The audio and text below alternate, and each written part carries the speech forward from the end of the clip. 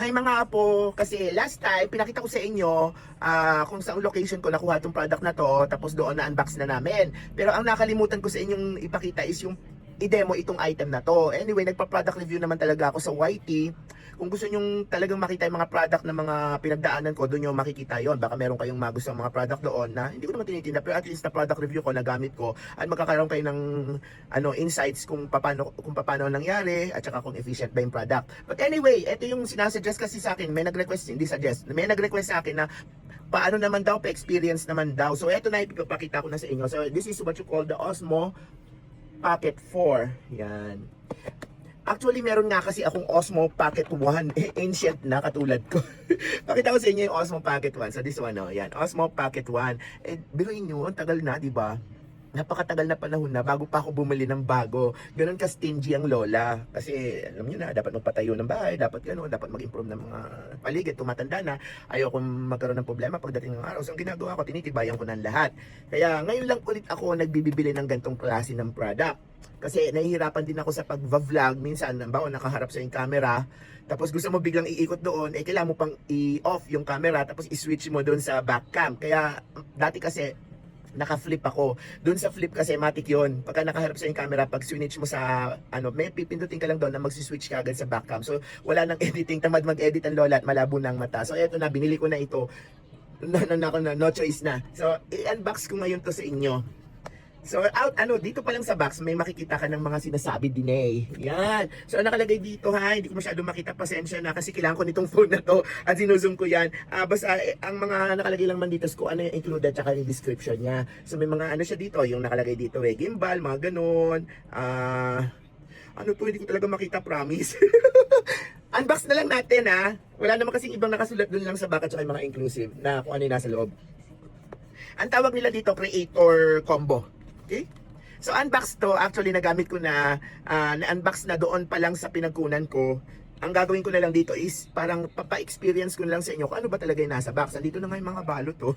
Tinabi ko na lang muna kasi maaga pang lola. Masyadong matago ang lola sa mga gantong bagay. Lalo, ano ba, pag nagbenta ako, yun nga sa ilang years na yan. Pero hanggang ngayon, nandiyan pa rin yung packaging niya, pati mga plastic niya, kompleto pa rin. But anyway, out of the box, meron siyang pouch. Ito yung carry-on pouch niya. Maganda rin naman tong pouch na to, very useful. Although, syempre, kailangan natin kapag halimbawa, aalis tayo at mamamasyal tayo, kailangan durable yung ating paglalagyan. Ito kasi pag nilagay mo siya dito, medyo alam mo na, malambot, pero maganda pagkagawa. Nagustuhan ko, bala ko to gawin kung parang lagyan na ng something. Pero pwede ko rin naman lagyan ng accessories niya, but it's quite too big para sa accessories niya. So I was planning to buy something for the accessories only, kasi siya mismo, meron naman na siya akong bibilin din na parang protection niya. But anyway, eto na, yung sumunod. Ito na talaga yung makikita nyo sa loob. Ang ganda nitong, na to, parang pinaka-packaging na to, or ano ba tawag dito, bag. Parang yung pang, di ba, shoulder bag, hindi shoulder bag. May tawag dito, I can forget eh. Basta, nasa dulo ng dila ko, di ko mailabas. But anyway, ang ganda kasi niya, kasi watertight yung kanyang zipper. So, ibig sabihin, di ba basta mapasok ng moisture yan? Kala mo hindi siya zipper, no? Pero pagka binuksan mo siya, zipper pala. O, yan, no? So, inside is, makikita mo kung ano talaga yung mga nasa loob niya. Ayan. Tabi ko muna si Osmo Pocket 4 kasi matik naman talaga. Ito naman talaga yung binili ko. So, pakita ko sa inyo kung ano yung mga inclusive niya, ha? So, sa loob, meron siya parang extender. Hindi to battery. So ang ginagawa lang nito is para mai-hook mo siya doon sa hindi ko alam kung ano to ang tawag dito kasi medyo handa ng lola. Pero kailangan mo ito para i-attach siya sa mga camera na equipment. Kailangan mo itong terminal na ito. But anyway, yung terminal na yan, kailangan mo rin yan para dito.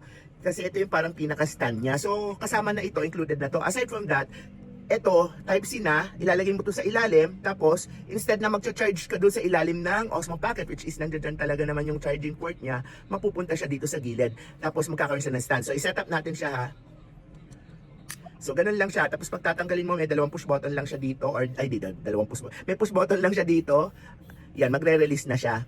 So ang purpose niya talaga is to extend siguro na rin yung handle, at the same time, ma-divert itong pinaka Type-C niya, tapos mailagay yung pinaka stand niya. Ang tataka ko, bakit kasi hindi pa nila dinirekta doon? Kasi may Type-C nga, di ba? So, ito yung pinaka-stand niya. Okay siya, stable. Kaya lang, bala kong bumili ng medyo hindi ganito kalawak. Maganda sana to, malawak. Alam mo naman, pag mas malawak, mas stable gamitin. Kaya lang kasi parang Parang ang laki niya na, tsaka parang takot ako pa kasi basta may ano parang hindi ako satisfied sa stand niya. That's why bibili ako. Marami naman ng equipment or mga mabibili para sa Osmo Pocket 4 kasi no worry na. Mamaya isasabihin ko sa inyo kung bakit hindi ko binili yung 4P, okay? Tatabi muna natin to. Tingnan pa natin kung ano yung mga included sa kanya ha. Ito. Dito ako natutuwa. May kasama na siyang mic. Yan. Lalagay ko na lang dito. And siyempre kung may mic, may kasama siyang yung pang wind na ano, proof, di ba? Dalawa yung inclusive niya. Ilalagay mo yan dito.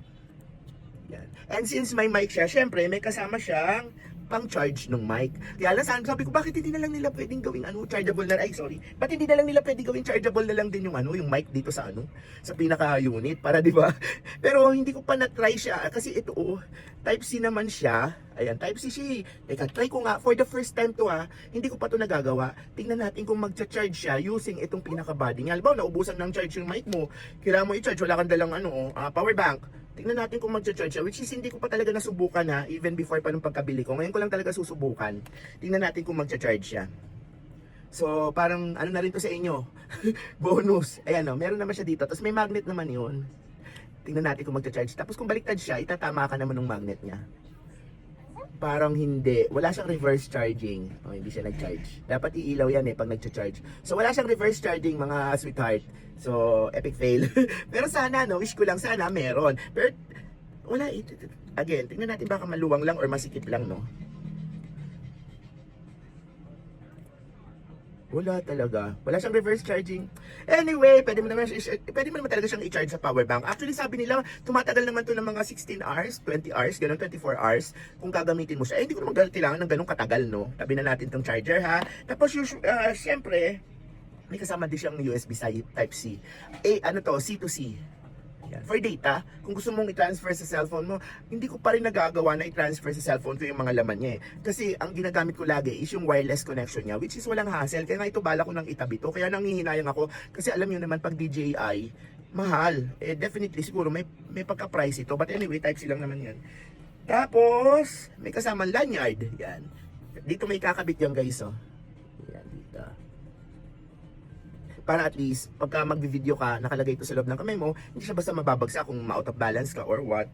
Tapos, since gimbal siya, syempre, kailangan ng konting protection. Pero hindi ko bet tong protection nilang to. Nabibisit ako dito. One issue ayan, dito siya nilalagay guys. So, magnetic yan. So, tama ba ako? Naliligaw na ako. Ayan, magnetic kasi yan. Teka, hindi siya papasok kasi yung, ayon. Tapos dito siya, ayan. Tapos medyo ipipress mo siyang ganun. Pagka nakaganyan, nakaprotektado na yung pinaka-gimbal mo, hindi na iikot, tapos hindi nagagalaw-galaw to. Kaya lang hindi ko prefer talaga, promise. Alam niyo kung bakit?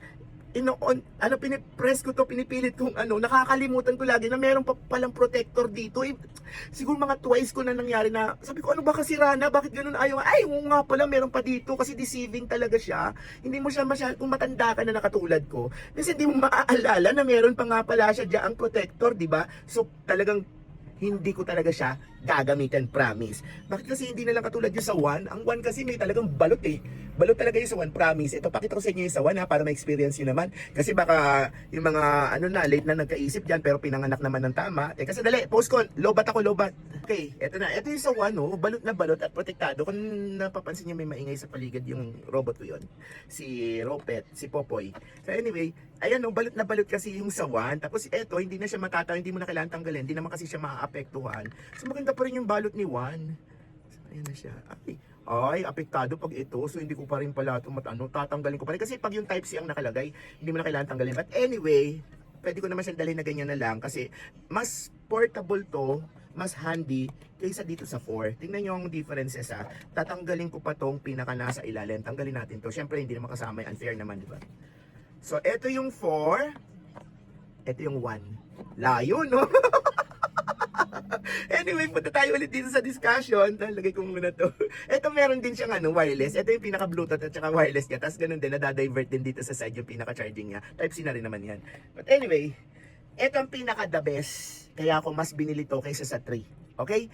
Kasi yung 3, wala pa nito. Meron na bibili. Kaya lang hiwalay pa yung parang pinaka battery niya. I-charge mo pa rin siya at hindi siya nag-charge doon sa pinaka unit. Pero ito talaga yung pinaka the best. Kaya ako to binili. Okay? Ito yan siya. May sarili na siyang lights at natitilt mo siya. Yan, sa kung anong gusto mo. Pakita ko sa inyo ha. So dito mo lang siya ilalagay, may sarili na siyang charging point dyan. Kapag ka nilagay mo siya dyan, hindi mo na kailangang parang alamin kung full charge ba or what, kasi aasa na din siya dito sa battery. So may mga nabibili naman na extension dito sa ilalim na kasama ng power bank. But anyway, i-on natin siya for the first time kasi wala nang iba dito kundi instruction manual. Ay hindi, meron pa pala siyang wide lens ba to? Pero for me, hindi ko naman to kailangan. Alam mo kung bakit? Lagi lang ako nasa bahay. Pag lalabas, hindi ko na rin naman to kailangan eh. Kasi satisfied naman na ako sa sa wide niya kasi nga sa cellphone ko, 'di ba?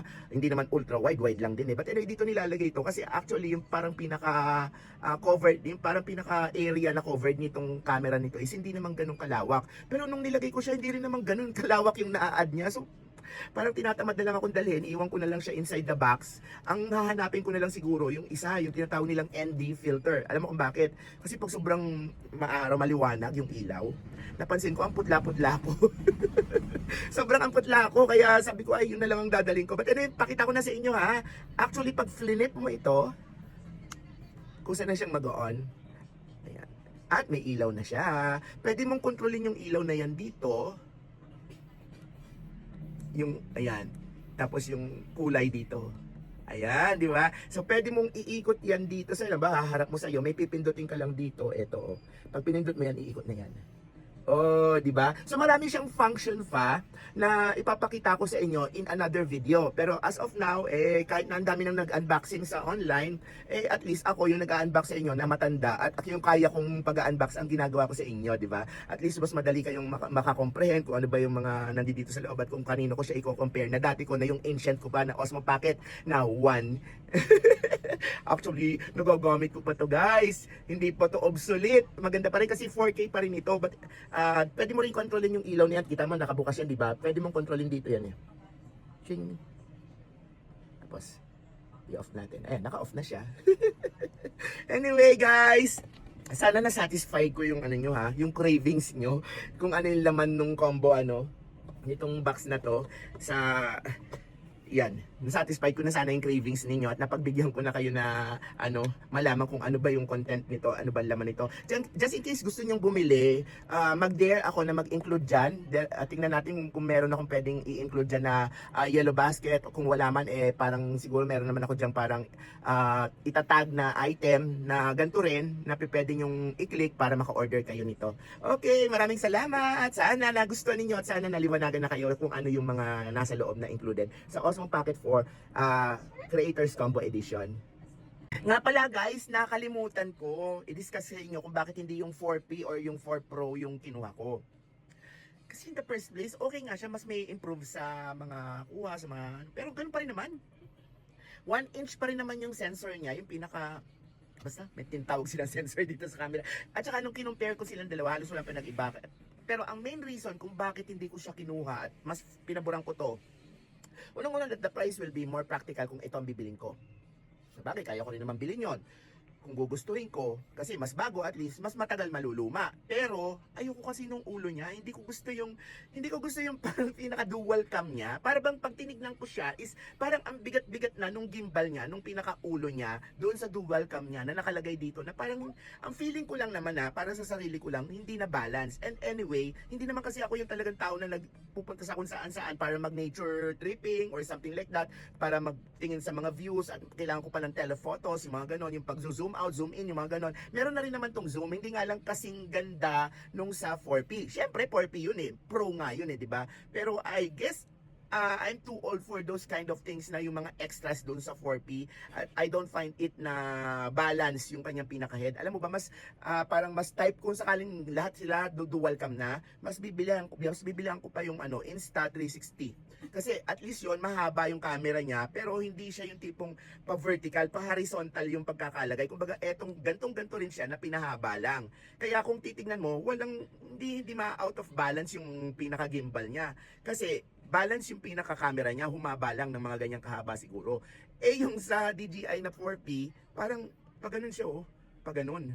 Kaya tapos pagka nakikita ko, parang feeling ko, nung ginagamit ko siya, parang hirap na hirap siya sa katayuan niya. Kasi, di ba, parang may taas as may baba. Tapos parang, natural, itatry niyang i-balance. Parang hirap na hirap siya sa sarili niya. So kung bibili rin lang naman ako ng 4P, mag-i-Insta 360 na lang ako.